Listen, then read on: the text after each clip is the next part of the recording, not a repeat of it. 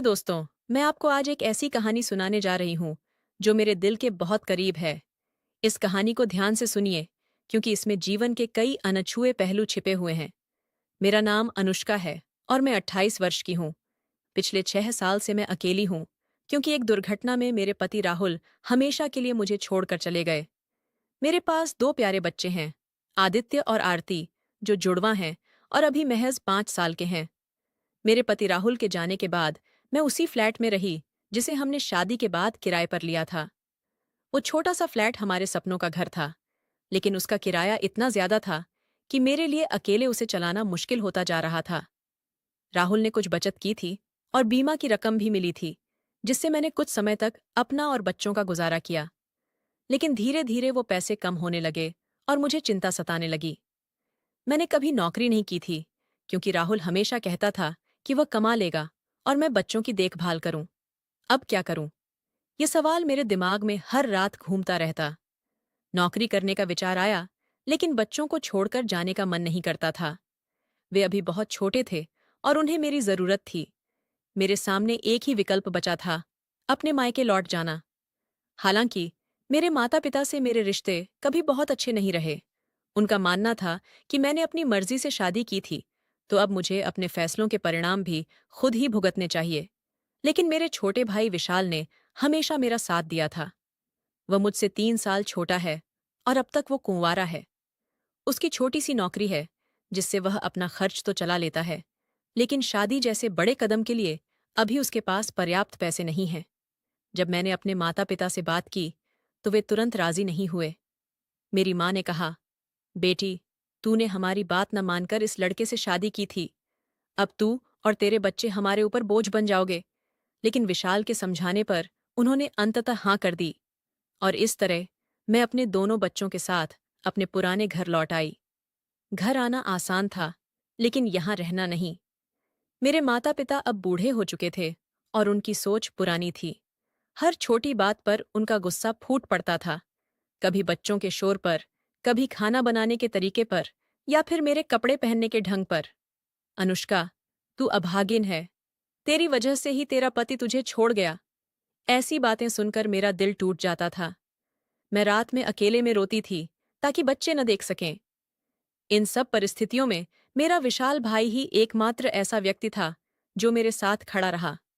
वह मुझसे कहता, दीदी, हिम्मत मत हारो, हम मिलकर सब कुछ ठीक कर लेंगे। एक शाम पापा ने मुझे बुलाकर कहा, अनुष्का, घर का खर्च बहुत बढ़ गया है। मेरी पेंशन से इतने लोगों का खाना पीना नहीं चल सकता। तुम्हें कोई काम करना होगा। मैंने समझदारी से उनकी बात मान ली। जी पापा, मैं कल से ही नौकरी की तलाश शुरू कर दूंगी। बच्चों का ध्यान आप और माँ रख लेंगे ना? लेकिन विशाल भाई को यह बात पसंद नहीं आई। वह मेरे कमरे में आया और बोला, दीदी, तुम्हें कहीं जाने की जरूरत नहीं है। मैं 2 नौकरियां कर लूंगा। तुम बस घर संभालो और बच्चों का ख्याल रखो। मैंने उसे समझाया, विशाल, यह मेरी जिम्मेदारी है। तुम्हें अपना भविष्य सोचना चाहिए। तुम्हारी शादी होगी, अपना परिवार बसाओगे। मुझे अपने पैरों पर खड़ा होना ही होगा। वह नहीं माना, लेकिन अंततः उसे स्वीकार करना पड़ा। मैंने नौकरी की तलाश शुरू की और मुझे एक वकील के दफ्तर में काम मिल गया। अनिल सर बहुत अच्छे इंसान थे। वे मेरी परिस्थिति समझते थे और मुझे कभी देर से आने पर डांटते नहीं थे। लेकिन यह नौकरी मेरे लिए पर्याप्त नहीं थी। वेतन इतना कम था कि बच्चों की फीस, उनके कपड़े और घर में योगदान करने के लिए कुछ भी बचता नहीं था। मैं हर रात थकी हुई घर लौटती, लेकिन मन ही मन जानती थी कि यह पर्याप्त नहीं है। एक रात जब बच्चे सो गए थे, मैं बरामदे में बैठी थी। विशाल मेरे पास आया और बोला, दीदी, तुम बहुत थकी हुई लगती हो। मैंने आह भरते हुए कहा, हाँ विशाल, ये नौकरी मेरे लिए सही नहीं है। पैसे बहुत कम हैं और काम बहुत ज्यादा। विशाल ने मेरे हाथ पर अपना हाथ रखा और बोला, दीदी, तुम नौकरी छोड़ दो। मैं दूसरी नौकरी ढूंढ लूंगा। चाहे मुझे 24 घंटे काम करना पड़े, मैं तुम्हें और बच्चों को किसी चीज की कमी नहीं होने दूंगा। उसका चेहरा चमक रहा था, जैसे वह सच में मेरी मदद करके खुश होगा। उसने मुझे देखकर कहा, वैसे दीदी, तुम बहुत खूबसूरत हो, चांद की तरह। तुम्हारा चेहरा थकान में भी चमकता है। मुझे उसकी बातें सुनकर अच्छा लगता था। मेरे पति राहुल के जाने के बाद किसी ने मुझसे ऐसी मीठी बातें नहीं की थीं। विशाल हमेशा मेरी तारीफ करता और कहता कि मुझे दोबारा शादी कर लेनी चाहिए। तुम अभी भी बहुत युवा हो दीदी, और बहुत सुंदर। तुम्हारी उम्र दोबारा प्यार करने और खुश होने की है, वह कहता। मैं सच कहूं तो मुझे उसकी यह प्यारी बातें बहुत अच्छी लगती थीं। उसकी इस मिठास और लगातार आग्रह के सामने मैंने अंततः हार मान ली और नौकरी छोड़ने का फैसला कर लिया। विशाल ने जैसा कहा था वैसा ही किया। उसने एक और पार्ट टाइम नौकरी ढूंढ ली और दिन रात मेहनत करने लगा। विशाल अब रात के 10, कभी 11 बजे थका हारा घर लौटता। मैं उस समय तक जागकर उसका इंतजार करती। घर के बाकी लोग, मेरे बच्चे, माँ और पिताजी तब तक सो चुके होते। बच्चों को सुलाकर मैं रसोई में जाती और ताज़ा खाना परोसती। विशाल के कपड़े धोना, उन्हें इस्त्री करना और उसकी छोटी छोटी ज़रूरतों का ख्याल रखना मेरी दिनचर्या का हिस्सा बन गया था। अनुष्का दीदी, तुम्हें इतनी मेहनत करने की ज़रूरत नहीं है, विशाल कहता, जब मैं थाली में गर्मा गर्म रोटियां रखती। अरे नहीं, मैं क्या करूंगी? तुम दिन भर इतनी मेहनत करते हो, ये तो मेरा फर्ज बनता है, मैं मुस्कुराते हुए जवाब देती। खाना खाते हुए हम दोनों बातें करते। विशाल अपनी नौकरी के किस्से सुनाता और मैं अपने दिन की छोटी छोटी घटनाओं के बारे में बताती। ये वो पल होते जब हम बिना किसी डर या झिझक के अपने मन की बातें एक दूसरे से साझा करते, जैसे समय का पहिया वापस बचपन में घूम गया हो। शनिवार की रात तो हमारे लिए खास होती। विशाल को अगले दिन छुट्टी रहती, इसलिए हम देर रात तक टीवी देखते, पुराने किस्से याद करते या बस कुछ कहे बिना एक दूसरे की मौजूदगी का आनंद लेते। मुझे याद है, पिछले शनिवार विशाल बाजार से लौटते वक्त मेरी पसंदीदा गोलगप्पे और बच्चों के लिए रंगीन बॉल लाया था। अरे वाह, तुमने तो आज जश्न मना लिया, मैंने खुशी से कहा था। विशाल भाई ने मुस्कुराते हुए जवाब दिया, दीदी, नई नौकरी का पहला वेतन मिला है, सोचा थोड़ी खुशी मना लूं। गोलगप्पे खाते हुए मैंने कहा, विशाल भाई, अगर मुझे भी तुम्हारी नई कंपनी में कोई काम मिल जाए तो अच्छा रहेगा, मैं भी थोड़ा योगदान दे पाऊंगी। विशाल ने सिर हिलाकर मना कर दिया, नहीं दीदी, वहाँ काम बहुत मुश्किल है, रात की शिफ्ट है और शारीरिक मेहनत भी ज्यादा, ये मर्दों के लिए ही ठीक है। मैंने निराश होकर कहा, पर मैं तुम पर इतना बोझ नहीं डालना चाहती, आखिर मैं और मेरे बच्चे तुम्हारी जिम्मेदारी नहीं है। उसने मेरा हाथ थामते हुए कहा, दीदी, ऐसा मत कहो, तुम्हारे और बच्चों के लिए मेहनत करना मेरे लिए खुशी की बात है। वैसे भी अब मैंने शादी ब्याह का ख्याल छोड़ दिया है, मैं कोई जवान तो हूं नहीं अब। मैं हंस पड़ी, क्या बकवास कर रहे हो, तुम अभी सिर्फ 25 के हो और दिखते भी बहुत अच्छे हो। तुम्हारे लिए ढेरों लड़कियां लाइन में खड़ी होंगी, और जो लड़की तुम्हें पाएगी वह बहुत खुशनसीब होगी। विशाल भाई चुप रह गया, बस मुस्कुरा दिया। सच कहूं, मेरा भाई विशाल वाकई बहुत अच्छा इंसान था। उसका स्वभाव इतना मधुर था कि गांव में सभी उसे पसंद करते थे। कभी किसी की बुराई नहीं, हमेशा दूसरों की मदद के लिए तत्पर। मैं यह सिर्फ इसलिए नहीं कह रही क्योंकि वह मेरा भाई है, बल्कि वास्तव में उसकी आत्मा निर्मल थी। एक शनिवार की रात हम फिर से देर तक जागे थे। टीवी पर कोई फिल्म चल रही थी। विशाल ने अचानक कहा, दीदी, मैं कब से सोच रहा हूं, तुम्हें दोबारा विवाह कर लेना चाहिए। मैंने गहरी सांस ली। नहीं विशाल, मैं नहीं चाहती। मेरे 2 बच्चे हैं और तुम जानते हो, सौतेले पिता के साथ बच्चों की जिंदगी कितनी मुश्किल हो सकती है। मुझे अपनी आरती बेटी के लिए चिंता होती है।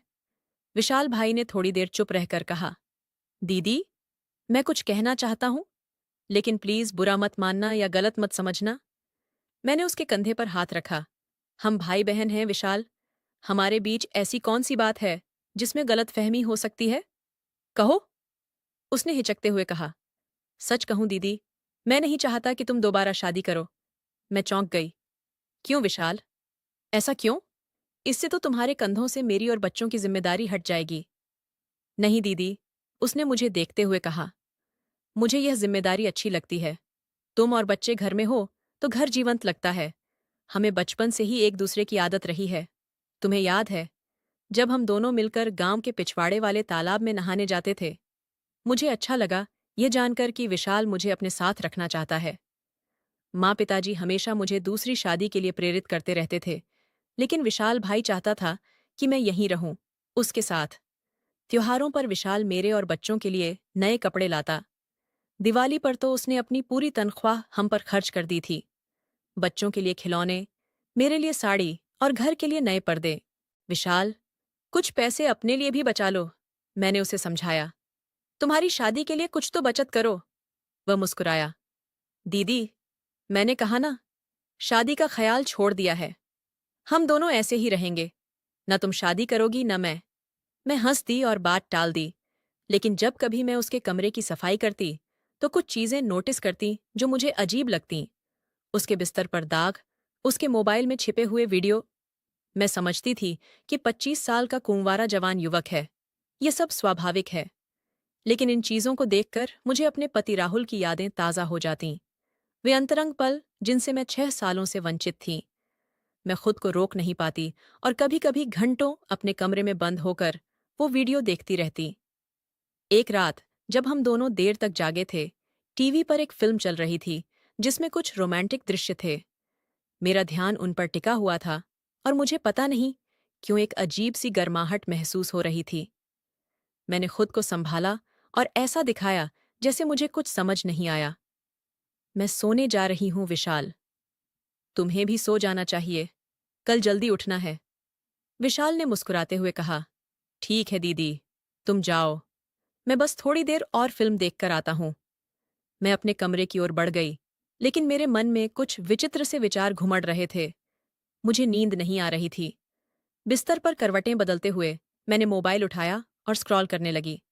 अचानक गले में सूखापन महसूस हुआ, प्यास लगाई थी। मैं धीरे से उठकर पानी पीने रसोई की ओर बढ़ी। गलियारे से गुजरते हुए मैंने देखा कि विशाल के कमरे से रोशनी आ रही थी। अरे, यह अभी तक जाग रहा है, मैंने मन ही मन सोचा। विशाल की आदत थी लाइट जलाकर सो जाना और फिर बिजली का बिल बढ़ने पर शिकायत करना। मैंने सोचा बिजली बचाने के लिए लाइट बंद करके आऊं। जब मैं उसके कमरे के पास पहुंची तो दरवाजा थोड़ा सा खुला हुआ था। मैं बिना आवाज किए झांक कर देखने लगी और जो देखा उससे मेरे होश उड़ गए। विशाल अपने मोबाइल पर मेरी तस्वीर को बड़ा करके देख रहा था। वह दिवाली वाली फोटो जिसमें मैं लाल साड़ी में थी। और वह कुछ ऐसा कर रहा था जिसे देखकर मेरा चेहरा शर्म से लाल हो गया। मेरा दिल तेजी से धड़कने लगा। मैं वहीं खड़ी रह गई, न अंदर जा पा रही थी न वापस लौट पा रही थी। मेरे मन में विचारों का तूफान उठा, क्रोध, भय और कुछ और जिसे मैं नाम नहीं दे पा रही थी। शायद एक अजीब सी खुशी। कोई मुझे इस तरह चाहता है। 7 साल बाद कोई मुझे एक औरत के रूप में देख रहा है। मैंने हिम्मत जुटाई और दरवाजे को धक्का देकर पूरा खोल दिया। विशाल, ये क्या कर रहे हो तुम? मेरी आवाज थरथरा रही थी। वह चौंक गया। झटपट फोन को बंद करके मुझसे नजरें चुराते हुए बोला। कुछ नहीं दीदी, मैं तो बस। मैंने सब देखा है विशाल, मैंने दरवाजा बंद करते हुए कहा।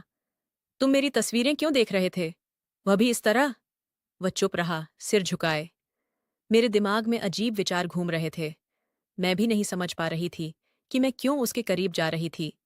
शायद वो 7 साल की तन्हाई, वो रात का सन्नाटा, या शायद वो प्यार और अपनेपन की भूख जो मेरे अंदर थी। देखो विशाल, मैंने उसके बगल में बैठते हुए कहा, मैं तो घर में ही हूं, तुम्हें ऐसा करने की क्या जरूरत? हम हम दोनों एक दूसरे के साथ हैं ना? इससे शायद शायद हम दोनों की जिंदगी आसान हो जाए। विशाल ने पहली बार मेरी आंखों में देखा। उसकी आंखों में उत्सुकता, आशा और भय का मिश्रण था, जैसे वह इसी पल का इंतजार कर रहा था। दीदी, क्या तुम सच में? उसकी आवाज कांप रही थी। घर में सन्नाटा था। बच्चे गहरी नींद में थे। माँ पिताजी अपने कमरे में सो चुके थे। और फिर जैसे कोई बांध टूट गया। विशाल ने धीरे से मेरा हाथ थामा और उसका स्पर्श बिजली की तरह मेरे पूरे शरीर में दौड़ गया। 7 साल की तन्हाई और भूख एक पल में जाग उठी। हम दोनों ने एक दूसरे को वो दिया जिसकी हमें भूख थी, प्यार, आत्मीयता, अपनापन। उस रात हम एक दूसरे में इस तरह खो गए जैसे हम पति पत्नी हों, न कि भाई बहन। वह पल इतना सुंदर था, इतना गहरा कि मैं शब्दों में बयान नहीं कर सकती। उस रात के बाद हमारी जिंदगी बदल गई। हम अभी भी परिवार के सामने भाई बहन थे, लेकिन जब सब सो जाते, हम वो हो जाते जो हमारे दिल चाहते थे। यह सिलसिला कई महीनों तक चला। फिर एक सुबह, जब मैं अपने कमरे में थी, अचानक मेरे पेट में मरोड़ उठी और मुझे उल्टी आ गई। मैंने पहले तो सोचा कि शायद कुछ गलत खा लिया होगा, लेकिन अगले दिन भी यही हुआ, और फिर अगले दिन भी। मेरे मन में शंका जागी। मैं चुपचाप गांव से थोड़ी दूर स्थित आदिवासी बस्ती में गई, जहां बूढ़ी माएं रहती थीं, जो गांव की स्त्रियों की स्वास्थ्य संबंधी समस्याओं का इलाज करती थीं। माई ने मेरे पेट पर हाथ फेरा, मेरी आंखों में झांका और कुछ सवाल पूछे। बेटी अनुष्का, उन्होंने धीरे से कहा, तुम्हारे पेट में नई जान पल रही है। मेरे सिर पर जैसे आसमान टूट पड़ा। मैं स्तब्ध रह गई। मेरे कानों में एक ही आवाज गूंज रही थी, ये बच्चा विशाल भाई का है, मेरे भाई का। वापस लौटते समय मेरा पूरा शरीर कांप रहा था। मैंने अपने आप को कोसना शुरू किया। ये मैंने क्या कर दिया अपने ही भाई के साथ, और अब ये हाल। मैं अपने आप से नफरत करने लगी। घर पहुंचकर मैं सीधे विशाल के पास गई, जो अभी अभी नौकरी से लौटा था। विशाल भाई, मैंने कांपती आवाज में कहा, मुझे तुमसे कुछ बताना है। क्या हुआ दीदी? उसने मेरे चेहरे के भाव देखकर चिंतित होकर पूछा। मैं मैं मैं हिचकियां लेने लगी। मैं मां बनने वाली हूं, विशाल। विशाल के चेहरे का रंग उड़ गया। वह कुर्सी पर बैठ गया, जैसे उसके पैरों की ताकत जवाब दे गई हो। ये ये हमारी बहुत बड़ी गलती थी दीदी। उसने अपना सिर पकड़ लिया। हमें हमें ये रिश्ता खत्म करना होगा, लेकिन पहले इस समस्या का हल निकालना होगा। हमारे सामने एक बड़ा सवाल था। क्या करें? गांव में किसी को पता चल गया तो हमारी और हमारे परिवार की इज्जत मिट्टी में मिल जाएगी। मेरे बच्चों का क्या होगा? उनके भविष्य का क्या? मैं शहर के एक डॉक्टर से बात करता हूं, विशाल ने कहा। हम मेले के बहाने शहर जाएंगे। वहां कोई नहीं जानता कि हम भाई बहन हैं। अगले दिन हम दोनों शहर गए। एक छोटे से क्लिनिक में डॉक्टर ने मेरी जांच की और पुष्टि की कि मैं गर्भवती हूं। मुझे यह बच्चा नहीं रखना, मैंने भारी मन से विशाल से कहा। यह हमारी गलती का नतीजा है विशाल। हम इसे आगे नहीं बढ़ा सकते। विशाल ने मेरा हाथ थामा और हाँ में सिर हिलाया। डॉक्टर से सलाह लेने के बाद मैंने वह कदम उठाया जो शायद मेरे जीवन का सबसे कठिन फैसला था। वापस गांव लौटने के बाद मेरा दिल और मन दोनों ही भारी थे। मैंने विशाल से कहा, अब हमें अपनी अपनी जिंदगी अलग करनी होगी। मैं अपने बच्चों के साथ कहीं दूर चली जाऊंगी और तुम अपनी जिंदगी शुरू करो। विशाल की आंखों में आंसू थे। माफ करना दीदी, उसने कहा। मैंने तुम्हें इस हाल में पहुंचा दिया। नहीं विशाल, इसमें हम दोनों की गलती थी, मैंने उसके कंधे पर हाथ रखते हुए कहा। लेकिन अब हमें सही रास्ते पर चलना होगा। मैंने अगले दिन ही नौकरी की तलाश शुरू कर दी। मेरा इरादा था शहर में कोई काम ढूंढकर बच्चों के साथ एक नई शुरुआत करना। लेकिन जैसे जैसे दिन बीतते गए, मेरे अंदर एक अजीब सा दर्द और खालीपन बढ़ता गया। विशाल भी परेशान दिखने लगा था। वह काम से आकर सीधे अपने कमरे में चला जाता, खाना भी वहीं खाता। हमारी नजरें मिलने से कतराती थीं, लेकिन जब कभी मिलतीं, उनमें एक अजब सी पीड़ा झलकती। एक रात मैं बच्चों को सुलाकर बाहर आंगन में बैठी थी। आसमान में चांद खिला हुआ था। विशाल भी वहां आकर चुपचाप बैठ गया। दीदी, उसने धीरे से कहा, मैं कल शहर जा रहा हूं। मुझे वहां एक अच्छी नौकरी मिल गई है। मेरा दिल जोर से धड़का। इतनी जल्दी? मैंने पूछा। हाँ, मुझे लगता है यही सही है, उसने कहा। मैं यहां रहूंगा तो हम दोनों के लिए मुश्किल होगा, और माँ पिताजी को भी शक हो सकता है। मैं चुप रही। वह सही कह रहा था।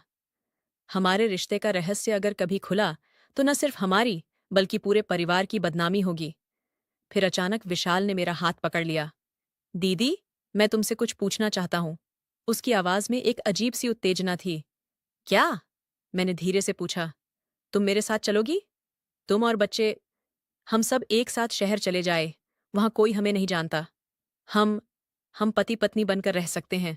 कोई नहीं जानेगा कि हम भाई बहन हैं। मैं उसकी बात सुनकर अवाक रह गई। विशाल, तुम पागल हो गए हो क्या? यह ये गलत है। पर क्यों दीदी? उसने आवेग से कहा। हम एक दूसरे से प्यार करते हैं। हम खुश हैं साथ में। बच्चे भी मुझसे प्यार करते हैं। जब तक कोई जानता नहीं, तब तक क्या फर्क पड़ता है? मैंने उसका हाथ झटक दिया। बस करो विशाल, हम ऐसा नहीं कर सकते। ये पाप है, और अगर कभी किसी को पता चल गया तो? हम देश के किसी भी कोने में चले जाए, हमारा सच हमारे साथ ही रहेगा। विशाल ने मुझे गौर से देखा। उसकी आंखों में आंसू और आग दोनों थे। पर मैं तुम्हारे बिना नहीं रह सकता दीदी, उसने दर्द भरी आवाज में कहा। मैं तुमसे प्यार करता हूं, सिर्फ बहन के रूप में नहीं। यह प्यार नहीं, वासना है विशाल, मैंने कड़कते हुए कहा।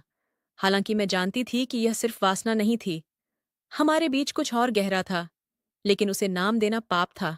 विशाल वहां से उठ गया और अपने कमरे में चला गया। मैं वहीं आंगन में बैठी रही, अपनी किस्मत पर आंसू बहाती। अगली सुबह मैं जब उठी तो देखा कि विशाल का कमरा खाली था। वह अपना बैग लेकर चला गया था। उसने एक चिट्ठी छोड़ी थी। उसमें लिखा था, मेरे प्रिय दीदी, मैं जा रहा हूं। ये शहर छोड़ के तुम सही कहती हो, हमारा साथ रहना गलत है। मैं नहीं चाहता कि मेरी वजह से तुम्हारी या बच्चों की जिंदगी में कोई परेशानी आए। मैंने शहर में एक नौकरी ली है, हर महीने पैसे भेजता रहूंगा। जब तक मैं हूं, तुम्हें या बच्चों को कभी किसी चीज की कमी नहीं होगी। माफ करना दीदी मुझे, तुम्हारा विशाल। तो दोस्तों, आपको ये कहानी कैसी लगी? कृपया अपने विचार साझा करें। अगर आपको ये कहानी पसंद आई तो इसे लाइक और शेयर करें।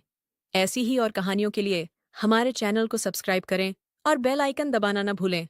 धन्यवाद।